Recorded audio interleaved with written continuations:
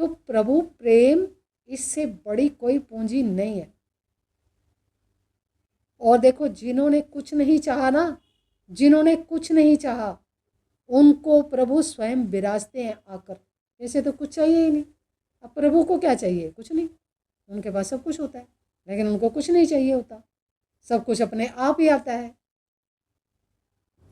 अब जिसे कुछ लेने की, प्राप्त करने की, संसार प्राप्ति की चाह है, वहाँ तो ये चीज़ें कोसों दूर रहती है। कहते हैं जिसमें चाह तो संसार की है। अगर मुझे प्रभु से प्रेम है तो सिर्फ मैं प्रेम ही देखूंगा, मुझे तो दूसरी चीज़ चाहिए नहीं। और अगर नहीं चाहिए तो तुम भर दिए जाओगे, याद रखो इस बात को। बोल सतगुरुदेव भगवान की जय। पिला देओ साहिबा राम नाम दी मस्ती, पिला देओ साहिबा राम नाम दी मस्ती। इस मस्ती की खातिर साहिबा हंसी मिटाई है हस्ती, पिला देओ साहिबा राम नाम दी मस्ती। एक बूंद दी खातिर साहिबा शीश मांगता देवा, जो सिर दिए त बूंद मिले है, तावी जाने सस्ती, पिला देओ साहिबा राम नाम दी मस्ती। रंग मेरे दीत ना कोई, कोई भी रंग पिला दे, पीवन वाले मोल ना पूछ दे, पीवन वाले मोल नहीं पूछ दे, महंगी हो या सस्ती, पिला देओ साहिबा राम नाम दी मस्ती। ऐसी मस्ती पिला देओ साहिबा, होश बेहोश तू कर दे, जो तेरे कोल प्याला नहीं नहीं, ताबू का नाल पिला दे, पिला देओ साहिबा राम नाम दी मस्ती। नाम का प्याला पीवन वाले, नहीं मौत तो डर दे, रब दी रजा बिच राजी है रहंदे, राजी है रहंदे, शिकवा कधी ही न कर दे, पिला देओ साहिबा राम नाम दी मस्ती। सारे द्वारे छोड़ के साहिबा मिला है तेरा द्वारा, बसदा रहे तेरा मैं खाना, बनी रहे तेरी हस्ती, पिला देओ साहिबा राम नाम दी मस्ती। सदके तेरे मैं खाने तो रोज रोज आज पिला दे, पी के मैं सुध बुध भूल जाऊँगा, ऐसी चढ़ जाए मस्ती, पिला देओ साहिबा राम नाम दी मस्ती। ऐसी मस्ती दी खातिर साहिबा हंसी मिटाई हस्ती, पिला देओ साहिबा राम नाम दी मस्ती। बोल सतगुरुदेव भगवान।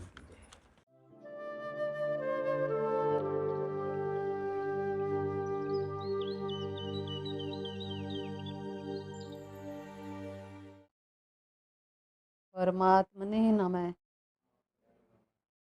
परमात्मने नमः,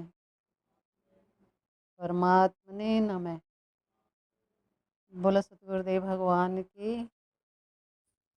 जब तक प्रभु के लिए आप फपक फपक कर नहीं रो लेते और जब तक उधर से कृपा नहीं आती, तब तक आपको वो चीज़ प्राप्त नहीं हो सकती। उसके तो दर्शन भी तो दुर्लभ है। और फिर उसमें सवारी करना है, उसमें सवारी करना ये भी कोई छोटी बात नहीं है। ये सारी कृपाओं की बात है। जब प्रभु की कृपा होती है तो वो आपको पता नहीं क्या से क्या दे देते हैं, आपकी औकात से ज़्यादा दे देते हैं। लेकिन हम इस तरह के बनते नहीं, हम इस तरह का सोच नहीं सकते। हम तो बाहर की तरफ सारा खोटा करते हैं और फिर हम ये सोचते हैं कि हम तो इतना भजन करते हैं, हमारा तो ध्यान नहीं लगता, हमारा तो ये नहीं होता, हमारा तो मन नहीं लगता। अरे मन तुमने प्रभु को दिया ही कहाँ है? अगर दिया होता तो मन प्रभु में लगता नहीं है। ये संतों का कैसे लग जाता है?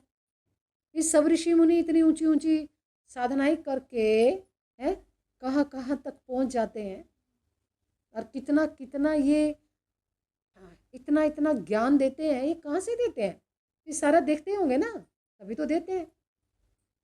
तो ये कोई बाहर से थोड़ी लाते हैं, ये तो आपका ज्ञान है, आपके ही तो भीतर का ज्ञान है। ये उन्हीं के भीतर का ज्ञान आपके भीतर का ज्ञान है। तो भाई ये तो आप भी देख सकते हो। क्या मेरी नेक नियति है कि मैं ये कर लूं? अगर हमारी नेक नियति है तो सभी विकारों से बाहर आते आते तो आपको ये चीज़ स्वयं प्राप्त हो जाएगी बिना कहे सुने। सारे विकारों से बाहर आओ पहले आप। लेकिन मैं तो ये करे बगैर रह नहीं सकता। अगर मेरे अंदर प्रभु प्राप्ति करने का एक जज्बा जिसको कहते हैं वो हो कि कुछ भी है मुझे तो प्रभु को प्राप्त करना ही है, फिर देखो कुछ होता है या नहीं होता। वो इसीलिए नहीं होता क्योंकि अभी हमने नहीं चाहा। हमने कहाँ चाहा है प्रभु को प्राप्त करना? हमने नहीं चाहा। और जिस दिन हम चाह लेंगे उस दिन हमसे कोई चीज़ दूर नहीं रह सकती, क्योंकि हम स्वयं वही है। और उनकी कृपा हुए बगैर आप पर नहीं रह सकती, क्योंकि आप वही तो हो। खुद को जानना चाहते हो तो कौन आपको रोकेगा, कौन मना करेगा? भाई जब मैं एक चीज़ मैं खुद ही हूँ और मैं खुद को जानना चाहती हूँ तो कौन मना करेगा? तो ऐसा भी मैंने सोचा नहीं है। सोचने का मतलब ये है कि अगर मैंने ये जो अपने नाम में प्रीत लगाई होती, अपने मन को एक ठिकाने पर लाया होता, तो धीरे धीरे मेरा ऐसा हो जाता कि मैं स्वयं उड़ान भर लेता। समझ गए? अगर मुझे देवयान की प्राप्ति हो जाती तो फिर आपको कुछ करना बाकी नहीं रहेगा। आपको थोड़ी कुछ करना है। फिर वो जो है वो स्वयं गति करेगा सारे में आपको दिखाते हुए, आपके ब्रह्म स्वरूप तक स्वयं लेकर आकर आपको वहीं उतारेगा जहाँ आपको होना चाहिए। क्या समझे? तो अब वो कैसे मिले? प्रश्न तो ये है ना कि वो फिर कैसे मिले? तो मैं करूं प्रभु से प्रेम।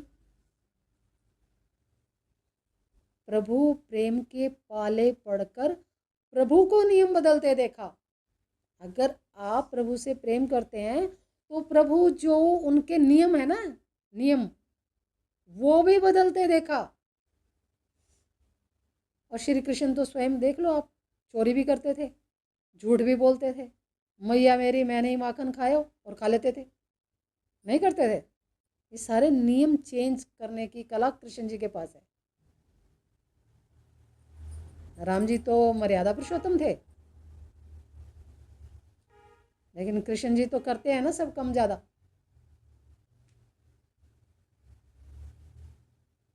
तो अगर तुम चलोगे प्रभु की तरफ सही तरीके से, सही विधि से, तो फिर कौन सी चीज़ दूर रहेगी? तो अभी मैंने सोचा नहीं है कि हम प्रभु को प्राप्त करने की तरफ चले।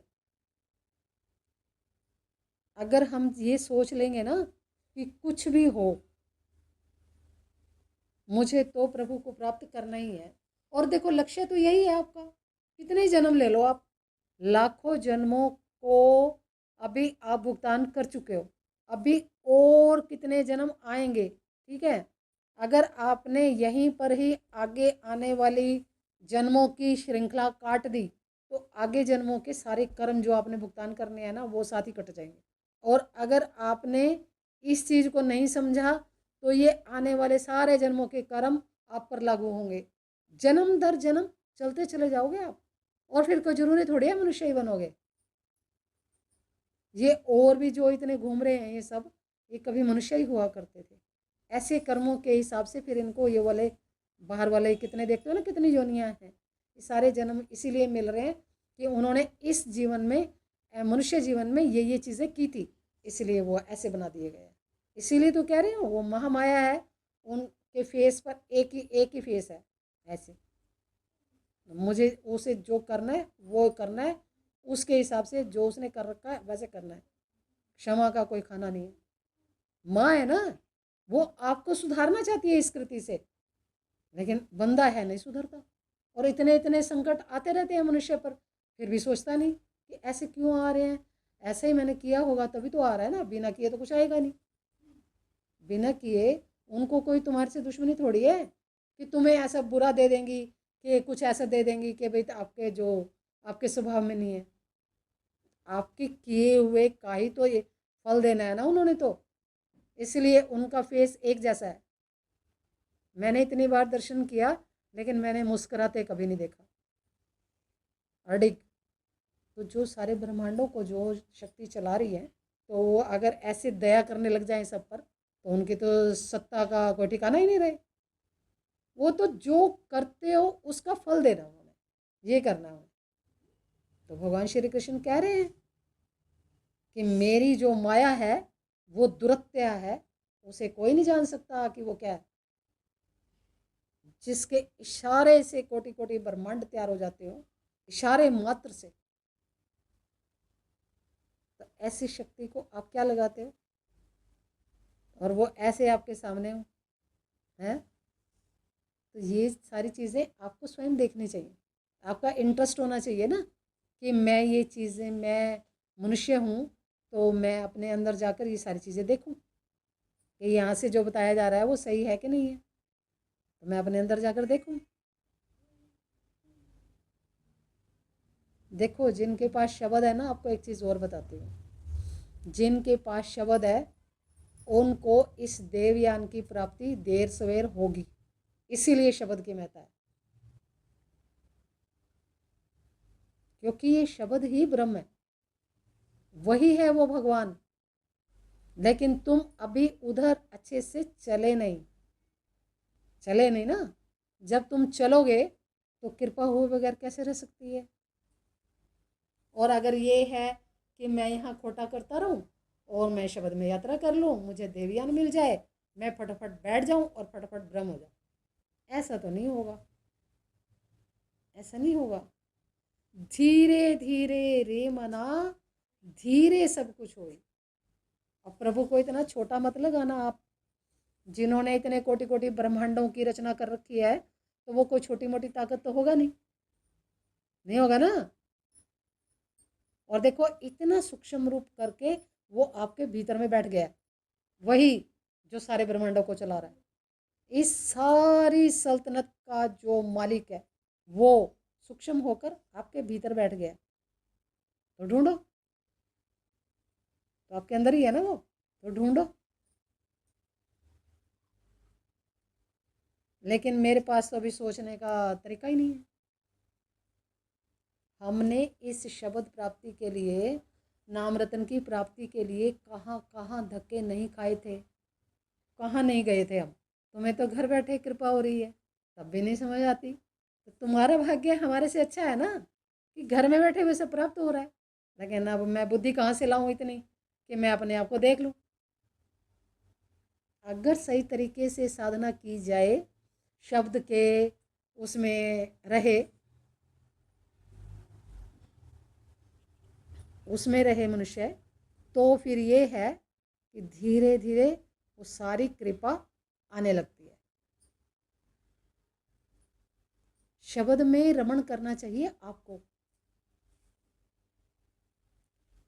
और अगर आप रमण करते हो तो देर सवेर देवयान की प्राप्ति निश्चित है आपको।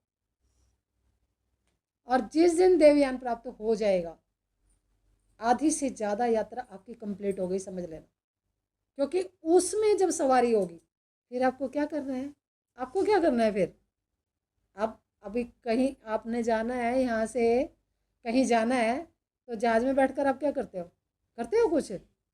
या जहाँ की टिकट ले रखी है वो अपने आप वहाँ पहुँचा छोड़ देगा जाके? जहाँ की टिकट है आपके पास, तो वो जहाज़ वहीं तो जाकर छोड़ेगा आपको, या आपको टिकट कहीं की है उतार देगा कहीं और? ये तो समझ आती होगी। देखो ये सारा जो ज्ञान है ना, ये ऋषियों ने अपने उपनिषदों शास्त्रों में इधर उधर कहीं जरूर लिख रखा होगा। ठीक है, जब आप अपने अंदर चलोगे तो ये सारी चीज़ें आपको स्वयं वहाँ बिना पढ़े आपके पास आ जाएंगी, आप खुद देख लोगे। तरीका आपको मैंने बता दिया है, चीज़ आपको दे दी गई है, फिर अब और क्या चाहिए? और क्या चाहिए? अपनी लगन चाहिए ना, कि अब हम वहाँ कैसे पहुँचें। ये चीज़ आपके अंदर चाहिए कि अब हम वहाँ पर कैसे पहुँचे और कैसे मेरी सवारी हो। तो जब आप इस संसार के चक्रव्यूह से बाहर हो जाओगे, तो स्वयं सब हाजिर हो जाएगा। दो ही तो रास्ते हैं, या तो संसार या तो प्रभु। और कहाँ जाओगे? है ना यही, या तो संसार देख लो या प्रभु देख लो। और प्रभु की इतनी कृपा है कि प्रभु होते हुए भी आप संसार देख सकते हो, देख सकते हैं ना। तो फिर लेकिन अपने चित्त का रमण उसी में रखो, आत्मा में। और कृपाओं का तो कोई जवाब नहीं है। जिसे देखने के लिए तरसते रहते हैं ना लोग, वो तो स्वयं आकर हाजिर हो जाते हैं। देखो इतनी कृपा होती है, जिसे देखने के लिए मनुष्य तरसते रहते हैं। और जो भक्त है वो तो अपनी भक्ति में मस्त है। तो बाकी जो है ना, अपने आप आकर बैठते हैं, तो बाद में पता चलता है कि अच्छा ये भी हो रहा है, ऐसे हो रहा है भाई। लेकिन उसको क्या लेना देना है? उसको तो एक ही है बस, रस, प्रभु में प्रेम, बस। इसके आगे कोई कहानी नहीं होती। देखो अगर कुछ मिल भी जाए इस दुनिया का तो क्या क्या कुछ ज़्यादा मिल गया? वो तो संसार में ही मिल रहा था, मिल रहा था नहीं मिल रहा था। तो फिर संसार और प्रभु में कुछ तो भेद होगा ना। अगर भक्ति करके मनुष्य कुछ प्राप्त कर लेता है, मान लो कुछ प्राप्त कर लेता है, रिद्धियाँ सिद्धियाँ शक्तियाँ कुछ प्राप्त कर लेता है, भाई वो चीज़ें तो आपको संसार में ही मिल रही थी। दो रोटी से ज़्यादा तो आप खा नहीं सकते हैं, वो तो मिल ही रही है। फिर किस चीज़ की चाहत है? तो प्रभु प्रेम, इससे बड़ी कोई पूंजी नहीं है। और देखो जिन्होंने कुछ नहीं चाहा ना, जिन्होंने कुछ नहीं चाहा, उनको प्रभु स्वयं विराजते हैं आकर। ऐसे तो कुछ चाहिए ही नहीं। अब प्रभु को क्या चाहिए? कुछ नहीं। उनके पास सब कुछ होता है, लेकिन उनको कुछ नहीं चाहिए होता, सब कुछ अपने आप ही आता है। अब जिसे कुछ लेने की, प्राप्त करने की, संसार प्राप्ति की चाह है, वहाँ तो ये चीज़ें कोसों दूर रहती है। कहते हैं जिसमें चाह तो संसार की है। अगर मुझे प्रभु से प्रेम है तो सिर्फ मैं प्रेम ही देखूंगा, मुझे तो दूसरी चीज़ चाहिए नहीं। और अगर नहीं चाहिए तो तुम भर दिए जाओगे, याद रखो इस बात को। नहीं चाहिए ना तो भर दिए जाओगे। और अगर चाहिए तो फिर देखते रहो ऐसे करके, कब आएगा? फिर तो आएगा, तो आएगा, बस आएगा। कब आएगा कोई खबर नहीं। तो तुम करो अपना भजन, तुम भजन करो। अगर सृष्टिकर्ता को तुम्हें दो रोटी देनी है प्रेम की तो दे देगा। कुछ भी कहने सुनने की आवश्यकता कहाँ है? तुम अपना भजन करो। देखो बिना, वो कहते हैं ना, बिन मांगे मोती मिले और मांगे मिले ना भीख। ये जो लिखा गया है ना, ऐसे थोड़ी लिखा गया है। अगर तुम सिर्फ भजन कर रहे हो ना, बाकी चीज़ें तो स्वयं उपस्थित हो जाती हैं आकर। हो जाती है नहीं हो जाती? हो जाती है। लेकिन मैं तो जब झोली पसार लेता हूँ कि मुझे ये और वो, ये दे दो वो दे दो, फिर वो कहते हैं अच्छा ठीक है अगला जन्म लेना, अगले जन्म में देखेंगे। समझ आ रही है बात की? तुम्हारा कार्य है सिर्फ भजन, सिर्फ भजन करो बस। इसके आगे जो करना ना करना, उनकी मर्जी, कुछ करें ना करें उनकी इच्छा। मेरा सिर्फ ये है कि मैं प्रभु से प्रेम करूं, बस। बाकी सब अपने आप हो जाएगा, बिना कहे सुने सब अपने आप हो जाएगा। देख लेना आप, ना हो जाए तो मुझे बताना आकर कि नहीं हुआ। कुछ कहने सुनने की आवश्यकता नहीं पड़ती, सब अपने आप होता चला जाता है। और तुम्हें तो बल्कि आश्चर्य होगा कि ये ऐसे कैसे हो सकता है, लेकिन होता है। समझ में आ गई? समझ में आ रहा है नहीं आ रहा? आ रहा है।